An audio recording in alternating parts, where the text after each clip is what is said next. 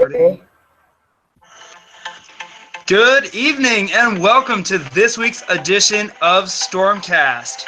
I have a great lineup for you guys tonight. We've got our panel, our team with us. In California, we have Elena. Good to have you with us. Our usual Lady Disaster, aka Jessie out in Iowa. One team member that we have not seen on StormCast, so welcome to your first time, Mandy up in Knoxville, Tennessee. We have Steven out in Billings area, Montana, Great Falls. And running the radar, we'll be talking about this in a little bit, is Steven down in Albany, Georgia. And I'm your host, Joey Pisani, here coming to you live from the Extreme Weather Videos headquarters in Atlanta, Georgia. A lot to talk about tonight, and we're going to be taking questions and answers throughout the program. But we're going to start by talking about the tropics. So let's get right to it. So as you can see here, thank you, Terry, so much for providing this infrared satellite view. We actually have two different areas of tropical disturbances that we're monitoring. We're looking at 93L there, which is just off the coast of the Yucatan Peninsula. This does have a 90% chance of tropical development over the next several days. It's expected to cross over the Yucatan Peninsula and emerge into the southern or central Gulf of Mexico. And from there, it could have some potential U.S. impacts. Some of the longer range models are showing an impact somewhere possibly from Louisiana over toward Florida. Again, nonetheless, this system is definitely going to be bringing a lot of heavy rain, strong winds to portions of the Yucatan, western Cuba, and eventually into the Gulf coastal region. Jesse, if we could take a look there at the number 2 area, this is another area of possible development on a 70% chance that the National Hurricane Center has right now. Maximum sustained winds of about 35 miles per hour, pressure of about 1,007.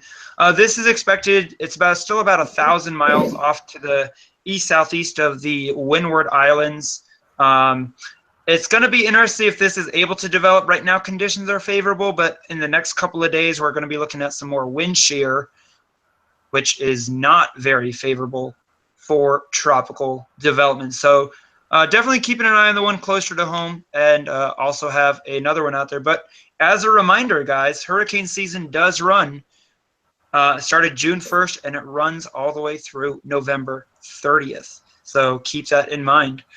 So just kind of want to see what's been going on with our fellow teammates here and the weather in their area. So Elena, we'll start with you. I know the heat is definitely on there in the Southwest, there in California. How's your week been?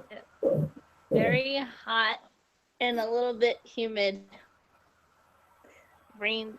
The weather, I think it's ranged from 80s to like 90s. I think we hit a record and we hit 108, 109. Wow, that is already. Really hot. Yeah, and the summer forecast has come out, and there across the Southwest, it is definitely going to continue to be above average temperatures there from Arizona, New Mexico, Nevada, California. All expecting to see, even maybe into southern portions of Utah, above average temperatures. Jesse, how's your week of weather been? You went out chasing a couple days ago. Tell us about that.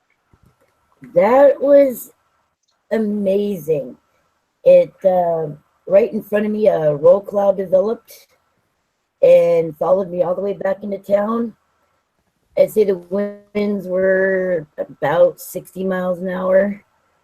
A little bit of hail. Yeah, power. There was power that went out to part of the city there, correct? Yes. There was power outage on the southwest side of town and a little bit in the downtown area. Awesome, awesome. And Mandy, how's things been up in the great state of Tennessee? Tennessee's been hot. It's been in the 90s pretty much all week. We did have a few afternoon showers come through, nothing major. Nashville and Memphis got to see quite a bit of storms today, and they've also had some flooding in the Memphis area. Most of our humidity has definitely been in the night. I've walked out where it's been just in the upper 60s, and it's felt really muggy and humid and just sticky. So, and it's not even summer yet. So that just tells you what our summer is going to be like. Yeah, well, my brother's not too far from me. He's not with us tonight, but he's in the Dayton, Tennessee area, and he's expecting pretty much same conditions: hot, humid, muggy summer. Hopefully, get some rain to kind of cool things off for sure. And Steven, the one person with some nice weather up in Montana. How's things been out there in Montana? We've had some sunny days and some rainy days. We had a 20% chance of storms yesterday, but no rain fell. But it was definitely kind of cool out, but not bad. But the sunshine's been really great. And yeah, temperature sounds pretty nice. Do anything for Father's Day? me and my mom did T-bone steaks tonight for my dad. Oh, nice. That's the way to celebrate for sure. Awesome, man. Well, hopefully your weather will continue to be nice, and maybe you can send some of that nice weather our way for sure. Terry's here with me in Georgia, down in South Georgia. Terry, you've actually had quite a stormy pattern and wet pattern this week, correct? That's right. Yeah, it's been raining really bad out here for the past couple of days. Few thunderstorms. Tifton got some thunderstorms yesterday. Pelham, Valdosta. Mm-hmm. The southern regions of Georgia. Yep, they've been getting a lot of rain. Yeah, I mean, definitely a little bit more than average right now. I think you have a little bit of a surplus down there, so it'll be interesting. You're down there in Albany with this tropical system that we talked about. If that comes up toward the Florida Panhandle, and which is what it's looking like, at least on some of the models I've been looking at, with that particular tropical system, which I'm going to show you guys one of those models here. That we've been looking at, because I know there's some folks that are looking at chasing this thing. I probably would be if I was not having to work, but unfortunately I have to work. I guess I mean, I'm right there with you. If I didn't have school at the moment, I'll be doing the same thing, Joey. Oh yeah, for sure. So we're going to take a look here at Invest 93L. Let me just kind of share my screen here with you guys real quick. So this is Invest 93L that we're looking at. So this here is where it's currently at, sitting at about 1,001 millibars, just off the southeast coast of the Yucatan Peninsula. And we're going to put this here into motion here for you. Let's see if we can zoom this out a little bit. Let's actually do this. There we go. So as you can see here, it kind of comes up, the GFS is kind of having it come up toward the New Orleans area. This is going to be on Tuesday afternoon, coming up into the New Orleans area. And it kind of stalls out just off the coast Tuesday into Wednesday, and then Wednesday still kind of just drifting out there. So there's a little bit of uncertainty what it does here, somewhere between anywhere from New Orleans over toward Pensacola. Is it going to quickly move inland? If this is a slow-moving system, we could be talking about the potential for some serious life-threatening flooding, especially along the coast, and some surge and stuff like that. So definitely, if you're living anywhere from central coastal Louisiana all the way over to the Big Bend region of Florida. You definitely need to keep your eye on this thing because still a couple days out, and we're just definitely going to have to keep an eye on it. It's definitely going to be making some sort of impact across the region. So that's our big weather story. But I wanted to open it up to some of our team members to let you guys ask your questions. It could be about anything about tropics, about severe weather. I wanted to also share, a friend of mine had sent in some pictures actually of some severe storms that they had down in southern Alabama, actually. So this was it. This was a nice wall cloud that was observed. A little bit of dust kicking up, possible tornado here. This is in near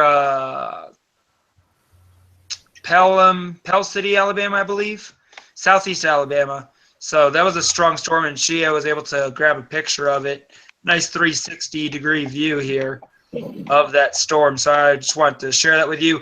And guys, if you have pictures or videos that you take, definitely share them with us by using our hashtag EWVLive. But yeah, you can see a little bit of dust circulation there. So most likely there was a weak tornado possibly associated with that storm down there. So that was definitely pretty interesting. And that was actually in Headland, Alabama is where this storm was. You know, speaking of tornadoes on the ground, we've had some days to where there was a tornado reported on the ground and it didn't go T or R. You remember those, Joey? Yeah, I do remember those. Absolutely. So that was my friend Kate there down in South Alabama that took that. So thank you, Kate. That really confused me. It's like, what? Okay, it's on the ground. Why is it not showing TORR? That is an excellent question, Stephen. And definitely one thing. Here's I think I'm not 100% sure on this, but I'm pretty sure in order for them to issue what we call a TOR-R, tornado warning, the tornado has to be affecting. Typically, they only issue TOR-Rs if a tornado is has reached a certain intensity, like the circulation, the mesocyclone has reached a certain intensity level, and it's affecting also a certain amount of population. Then they will TOR-R it. TOR-Es you'll see when a tornado is approaching a larger city and town and stuff like that as well. When there's visual confirmation of damage. So that's why some tornado warnings they just leave regular tornado warned. Some go TOR-R warned because they're stronger tornadoes. Confirmed damage going on. Usually that's when they'll issue a TOR-R on that. So that's an excellent question, Stephen. Thanks for bringing that. Any other questions? Well, one more thing. Subject of TOR-R. Go ahead, Jesse. One today, and it said that it was a radar confirmed tornado. So does that mean that there was one actually on the ground, or were they just seeing the circulation on the radar? When it's radar confirmed, was it a TOR-R radar confirmed tornado? Yes. That would mean that there most likely was a tornado on the ground because the radar, the circulation being picked up on the radar was so strong that, again, it exceeded the criteria needed to issue a TOR-R in the first place, even though there hadn't been maybe a visual confirmation on that particular tornado at the time. So, but yes, there was most likely, I'd say, if there was a TOR-R radar indicator rotation, probably about a 98% chance that there was a confirmed tornado on the ground that just had not yet been visually sighted. And if excellent question. If people want to come and join our team, please go to extremeweathervideos.com and please sign up. Yeah, absolutely. Elena, Mandy, you guys have any questions that you've always wondered about? Actually, I do. What are they predicting for hurricane season this year? Excellent question. We actually talked about that in last week's Stormcast, but I'll be glad to cover that again. So we are predicting a slightly above average hurricane season. The average hurricane season sees about 12 to 14 named storms. 12 is about the average. This year they're predicting 14 named storms, 7 of those to be hurricanes, and 3 of those to be major hurricanes, whereas the average is 12 named storms, 5 hurricanes, and 2 major hurricanes. So we're just slightly above average season predicted. We've already had our first named storm. That was Arlene. We're very close to possibly having our second and or third named storms, which would be Brett and Cindy. Those will be the next 2 storms. So excellent question there, Mandy. Personally, I think it's going to depend on if El Nino redevelops or not. If El Nino does not redevelop or it develops later in the hurricane season, I think it's going to allow us to have a chance of seeing more tropical development. Whereas if El Nino is able to set in a little bit earlier than predicted, say in middle of August rather than in October, then that could cut down on some of the numbers. Excellent question. What about you, Terry, Elena, Jesse, Stephen? Any other questions? And guys, if you have a question that you want answered on a Stormcast, just leave a comment on the bottom of this video, or post a comment on our Facebook page, and we would definitely be glad to answer that for you guys on the thing. I know we've got a couple people watching, so if you guys are watching, just feel free to just type up a comment there, and we can see it there. And we'll definitely either answer on this episode or on a future episode. So definitely some good things. I know one thing that me, Dan, and Jesse were talking about the other day that I thought would be pretty useful information, since we're still fairly into the peak of what I would say the Northern Plains severe weather season. And that is what's called, you hear things, if you've taken the spotter network test, one of the questions that they ask you is about the spatial scales of thunderstorm complexes. So you'll hear things like the synoptic scale or the mesoscale or the microscale. What does that mean? Excellent question. Let's talk about this for just a minute, because I think that this is something that is very useful so you guys can understand the scale of a storm. So we're going to focus particularly on the mesoscale. And the mesoscale is actually broken down into what we could say is 3 subscales. We have the meso alpha scale, we have the meso beta scale, and we have the meso gamma scale. So the meso alpha scales are our largest scale actually. So this would include things like hurricanes and large cold frontal systems, mid-latitude circulations. So it ranges from about 200 to 1,000 kilometers. You have to understand everything in meteorology, and you may not know this, but everything in meteorology, all the science and measurements, if you notice things are measured in knots, kilometers, it all uses the metric scale, because that is the international scale, and obviously weather affects the entire world. So when we're talking in terms of weather, you're going to notice that weather terms are always going to be used and defined in the metric scale. So if there's one thing you learned tonight, weather terms most of the time internationally are going to be referred to in the metric scale. So the meso-alpha scale, again, is the largest scale of the mesoscale.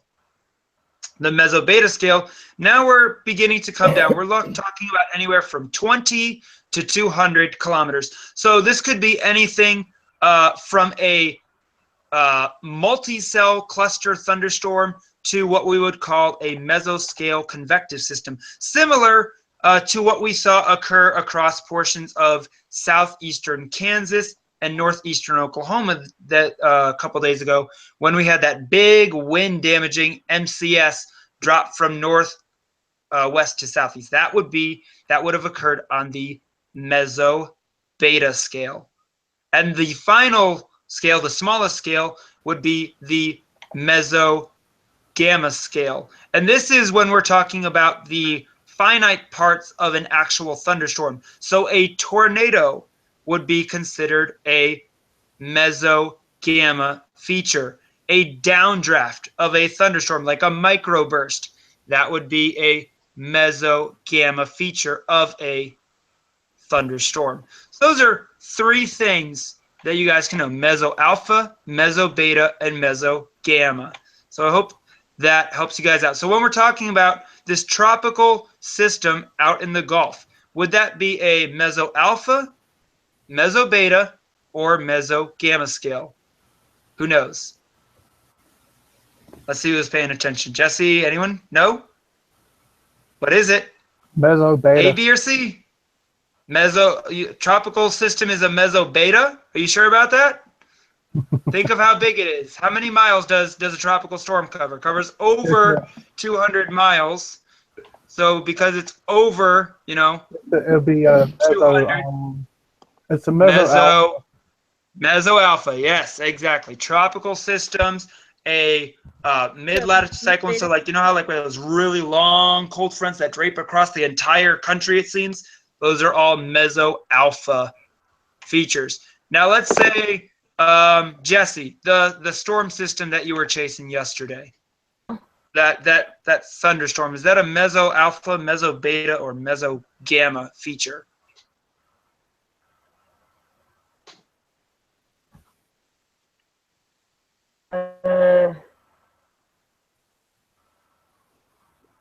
That would be B. Yes, a meso beta feature. It's the middle, so it's a thunderstorm complex. Now, Terry, the tornado that you had down there in Albany, Georgia, would that be a meso alpha, meso beta, or meso gamma feature? I want to say gamma, but it was pretty big. Yes. So. Yes, it would be a meso gamma feature because it was less than 5 kilometers wide, which is about 4 miles. We've never had a tornado that is bigger than 2.7 miles, I think was the biggest tornado. 2.3, 2.7, I can't remember off the top of my head. How big was El Reno? It was either 2.3 or 2.7. I cannot remember off the top of my head. I want to say 2.7. I'm pretty sure. So that is 2.7. something. 2.7. There we go. There we go. So let me share my little screen here with you. I'll give you guys a couple of examples of what we just went over so you guys can understand. So what you are looking at here, this is a radar reflectivity grab from Grand Rapids, Michigan on February 20th, 2008. It shows a single band of lake effect snow. So this snow band right here over Lower Lake Michigan.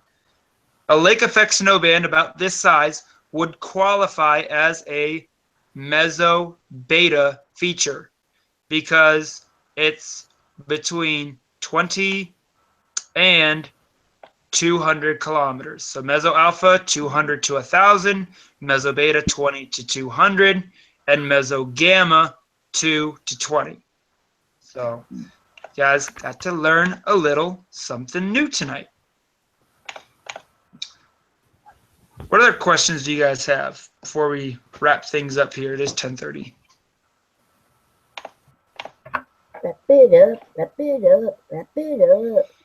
I know we still have some severe weather that's going to be going on tomorrow across portions of the Northeast. So let's hit on that real quick. Jesse, can we pull up the SPC outlook for tomorrow? Because this is going to be affecting some pretty highly populated areas tomorrow. We're talking places like Baltimore, Washington, D.C., New York, Philadelphia, all in this enhanced risk area for severe weather tomorrow. Now, we're not necessarily talking, damaging tornadoes and things like that per se, but I think tomorrow excuse me, I think tomorrow we're going to see a corridor of pretty strong instability develop across that area. We're going to have that surface cold front that's going to be slowly moving east. And we're going to see those storms develop, fire up along and just out ahead of that front. And they're going to kind of converge during the afternoon. There's going to be a couple different line segments probably. And then they're going to kind of converge into one line by early evening as they move through. So we're talking, some pretty strong damaging wind gusts.